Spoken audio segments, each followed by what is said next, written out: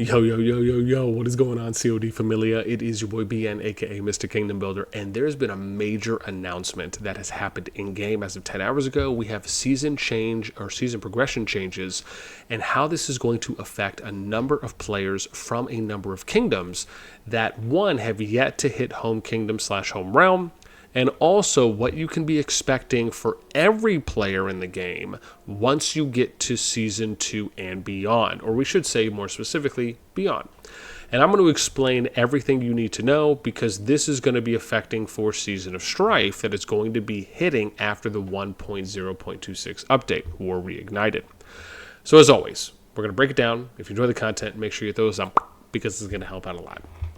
So number one, realms currently in side seasons, B1, T1, and B2, will enter Season of Strife in the next season. So this is major. For more information regarding, we're going to refer to War Reignited, the patch notes, and we'll read through a few pieces here in a minute. Number two, as realms must have played 3 seasons to take part in Season of Strife, we will also be adding a preseason to main seasons. Realms who are still playing main seasons will experience the preseason before entering Season of Strife. So, this is more or less still along the lines of what we understand from previous updates, which is that once you finish out your current KvK season, if you are, well now from the update, I'll be applying to Season 1 and beyond, you will then go into a home prep phase, which is for your home realm prep / home kingdom, and then you'll go in there for a little bit before you get mashed into your next KvK season, right? So that'll happen from Season 1 to Season 2, Season 2 to B1, B1 to T1, T1 to B2, right? That's kind of the order we're going. However, now they're saying that you're going to have a preseason to your main season before you end up starting Season of Strife. So this could be something that may be different from the typical home realm preparation phase, along with that end of season summary that you would see at the end of Season 1 and end of Season 2. And then they may change this at the end of B1, because technically you have to have played 3 seasons, meaning that you have to have played through B1 at the moment in order to then get matched up for your 4th season, which would be Season of Strife. And this is kind of consistent when if you look at Rise of Kingdoms, right, you play through 3 seasons, and once you get to Season of Conquest, which is the last one, then that's where everyone kind of gets paired up, and you kind of have a little bit more opportunity to choose different KvK storylines or modes, if you will. And so it kind of seems like it could be going down a little bit of that, but we'll obviously have to wait and see fully. Last note, that preseason content does not reflect Season 3's content. Season 3 is still in the development phase. It's nice to know that they've at least given us another update. However, that update is still consistent with what the last update was, which is that it is still in the development phase. Once the development of Season 3 is complete, it will replace the existing preseason. Players in Season of Strife will also be able to register for and experience Season 3 content once it's complete. So that's kind of a big Easter egg there, if you will, where very similar to them saying that you can register for Season of Strife, they're also saying that you can register for Season 3. Now, part of me feels like I hope that's not the case, because just like Season 1 you can't register for, and just like Season 2 you can't register for because it's considered a main season. So, again, Season 3 to me feels like it should be a main season. Hopefully, so part of me feels like hopefully that's not the case, right? But we'll see. So now let's go, and I'm going to refer to some of the update notes for Season of Strife, and then I'm going to give you my overall thoughts on what I think some of the pros and cons are for Season of Strife, because there is a decent bit to unpack here. So if we go to the update, you'll see all new Season of Strife.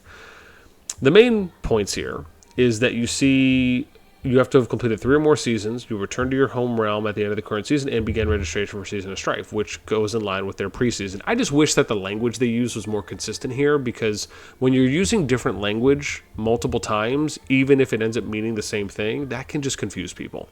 So hopefully that's something that they may consider going forward, unless it actually means something different. And if that's the case, then just call attention to that. The process consists of 4 phases: preview, registration, matchmaking, exhibition, right? Which is kind of more or less end of season summary, just a couple adjustments. When the process ends, you'll enter the season you have registered for. Registration rules are as follows. The High King or Queen can select Season of Strife in their realm once they have selected and registered for Season of Strife. All players in the realm will be considered to have registered, which makes sense. After registration ends, the High King will be unable to change Season of Strife. Registered players of the same season will be matched with each other according to the rules. Each season contains multiple camps, with each camp consisting of multiple realms. So you could have Team A that has 4 kingdoms and Team B that has 4 kingdoms, right, for 8 kingdoms total, just as an example. And then they just mentioned that if a realm fails to register Season of Strife 3 times in a row, they will be automatically registered for a random Season of Strife during the next registration period. So, a few things that we don't know. Number one, we don't know if you're going to be able to register for different groups in Season of Strife, or if it's just going to be a massive pool. However, the language is leading to you're going to just get put into a massive pool, so it can be like 100, 200 kingdoms that all register for Season of Strife, and then they will match make you accordingly. So really, this is kind of up to the kingdoms, right? This is kind of where it gets to more kind of conclusive thoughts on how I feel about it. But it can be good if everyone registers, right? Or if you have kingdoms that register in batches. So an example would be if we go to our master stats and let's look at like top kingdoms, right? So if you had, as an example, and I'll show this off to you guys because I already have it up, even though I have to port it over today, or I should have ported this over yesterday. But I'll give you a little quick look here on the top 25 kingdoms at the moment. And keep in mind, as we mentioned as well, the disclaimer is that not all kingdoms are in home kingdom. So a number of what will be some top kingdoms here are not here yet, right? So some of these are going to get pushed out.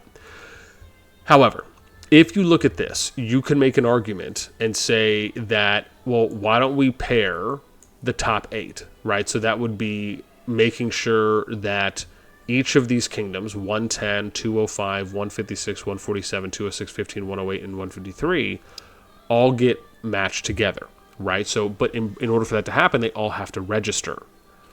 Then you look at the next batch, 9 through 16. Then you would look at the next batch, 17 through 24, right? So again, it depends on, one, how many kingdoms total are going into the KvK. Will it be 6? Will it be 8? Will it be a different number, plus or minus? However, most likely it's going to be an even number because they hopefully will want to try to have even sides if that's the way they're going to do it. And then from there, all of those kingdoms just have to make sure to register. If you have, like, if you're trying to pair the top 8 or even the top 6, and you have only 3 out of 6 or 4 out of 6 of these kingdoms that match, and then 2 of them opt out, which I don't know why anyone would really opt out at this point, right? Unless you just don't want to play the KvK and your top kingdom is just going to sit there for an entire season in your home kingdom. It seems highly unlikely. I'm sure there might be some instances where that could happen. However, I just don't really foresee that, again, barring any kind of extreme or special circumstances. So in that case, the hope is everyone registers. Now, will we be able to see the people that register, right? So if you register, will you be able to see all the kingdoms that do sign up? Because that'll be telling. And so I think for something like this, what I may consider doing is, even though I've done kind of a top 25, I may consider doing maybe, like, once we figure out what the numbers are, maybe I'll even do like a top 100, right? Something like that, just so we're able to see what the matchups could be, because I think that will be very telling. And then maybe if I have time, right, what I'd really love to do is do like a T5 breakdown at like 50 mil plus, and then do intervals like we've done before for each of the kingdoms to look at like what the T5 matchups would be like. Because again, power's nice and everything, but it is more of a soft gauge. And I think that's accurate, at least when it pertains to fighting or punching strength, if you will, for kingdoms. And so with that in mind, we will see how Season of Strife plays out. But I do think that there is going to be, and I mentioned this yesterday, I think there's going to be a level of added responsibility and accountability on kings and queens in their kingdoms to register, right? And we mentioned before who is going to be ducking certain kingdoms, who wants the smoke, who wants to go out there with the fisticuffs up, who wants to fight, who doesn't want to fight. This will be very telling, I believe, for kingdoms that, again, as I said, barring any special circumstances, it will be telling for which kingdoms do want to fight and which kingdoms don't want to fight. And again, there could be certain reasons for why some would opt in or opt out, but I would like to, as I mentioned, tend to believe that a lot of kingdoms are going to opt in for this because they're going to want to battle it out and fight, unless there's going to be some kind of alternate KvK season that they'll be able to participate in aside from Season of Strife, which again, it doesn't seem as though they've said anything about that, so it makes it seem like this is the only option right now. But it will be very much on them in order to sign up, register, and be a part of a larger group. And so, yeah, this to me, I think, is just pretty massive. And also, for those of you that are curious, right, if you want to understand all the kingdoms that are actually going to be involved in this, you just have to look at those that are in B1 and beyond. So you could actually look at like this. So Kingdom 1 up to 316 is one way to look at it, right? Because again, this starts at 317. You could see here 321, and then it goes into 350. So Kingdoms 1, so 316 kingdoms are currently in B1 and beyond. However, not all of them are going to end their KvKs at the same time. So that will be another factor. Would it be dope if they would wait it out and then start the Season of Strife once these 316 kingdoms finished up so they could maybe all be on the same timeline? Yeah, I mean, that would be dope. Or at least a large enough pool of them to where they could then catch up the second pool after the next season, right? Some delay can be beneficial if you want to have more kingdoms align with timelines for others, at least season timelines, we should be specific, not development or progression timelines. But it will help in establishing larger kingdom pools so that way you can have more diverse matchmaking. And I think we're already seeing a level of that when we look at, for example, if we end up going back here, and where's my thing, and then we'll go to B2, we're already seeing kind of a sweeping change. When you look at the way that KvKs are now being matched and paired, you know, and you look at SB2-9, which is, again, the hyped KvK at the moment that most people are watching and very interested in, which is comprised of 6 kingdoms, 15, 96, 108, 110, 156, and 205. And you see that they made a conscious effort to split up the alliance unions, fight versus fight, for side versus side. And there's only about, a 2.5 build difference. There's 107 build power if you're excluding kind of farm academies or like pure punching power alliances.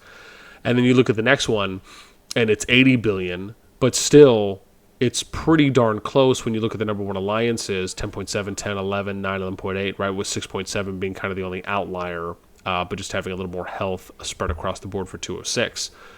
You're noticing that they're not creating these wide gaps of having high-powered kingdoms, mid-powered kingdoms, and low-powered kingdoms.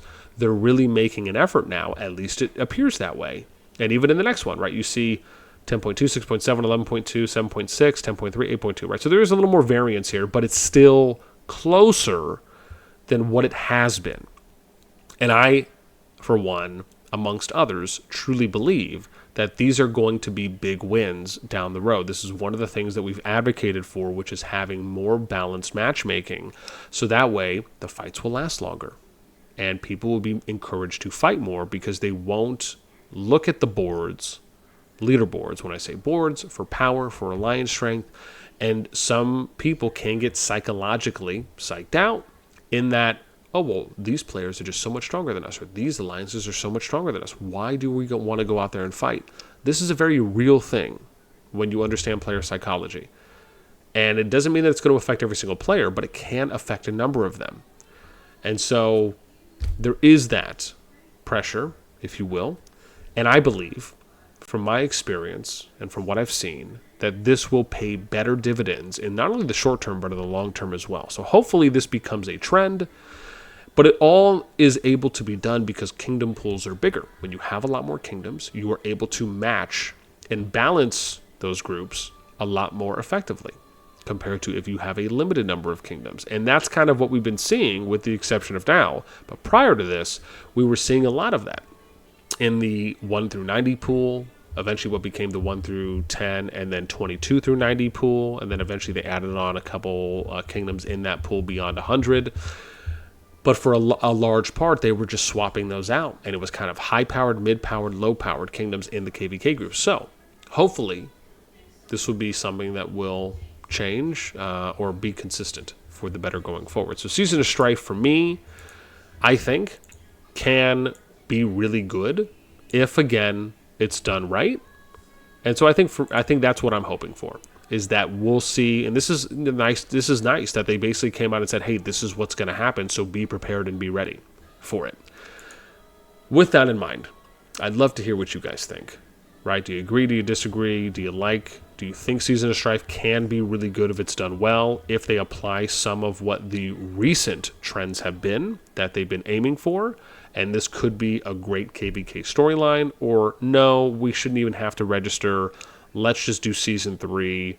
We'll play that out. We can do a couple side seasons for that until Season 4 comes out, and they just need to keep working on improving the maps as they have been, which I believe they've been doing a decent job, if not a good job there, and they need to keep the current trend for matchmaking pairings more balanced, as they've been doing as of late compared to previously.